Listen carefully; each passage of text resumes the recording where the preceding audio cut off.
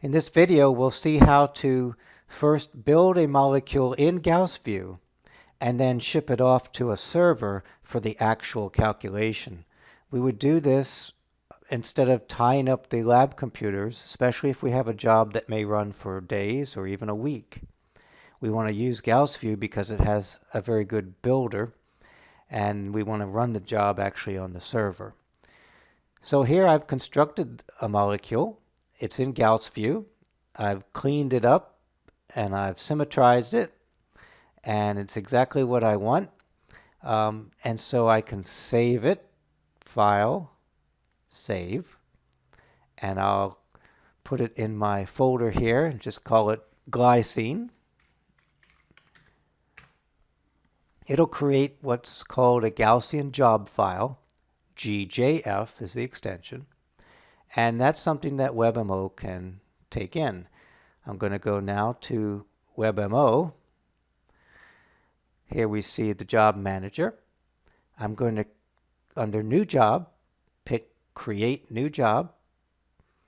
Here's where I would sketch in the molecule if I wanted to, but instead, in this case, I've already got it built in GaussView, so I will go under File, Import Molecule. Here we want to choose the format to be Gaussian format. We're going to click on the Generate Bonds, and then we're going to choose the file that we've just created. And that was in this folder. There it is. Open. And I say OK. And there it is. I'm going to be able to work with this. If I wasn't completely satisfied, I could continue to edit, or I could just move on at this point and submit the job as I normally would in WebMO. So this is an easy way of getting things into WebMO from GaussView. There's another way, and that is you can, instead, from the job manager, instead of creating a new job, you can import the job. Now this would have to be a completed Gaussian job, an output file that you would have maybe run on a different computer. We can choose any output file. Here's one. And we're going to have to give it a name. I'll just put test here.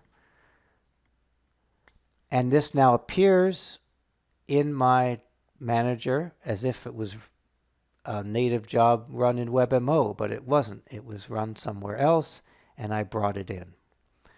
I can click on it, see it, there it is. So two ways of getting a job into WebMO from GaussView. Either save the input file, in which case you have to do create new job and then import, or if you already have an output file, you go new job and just import that job. Have fun with Gaussian and WebMO.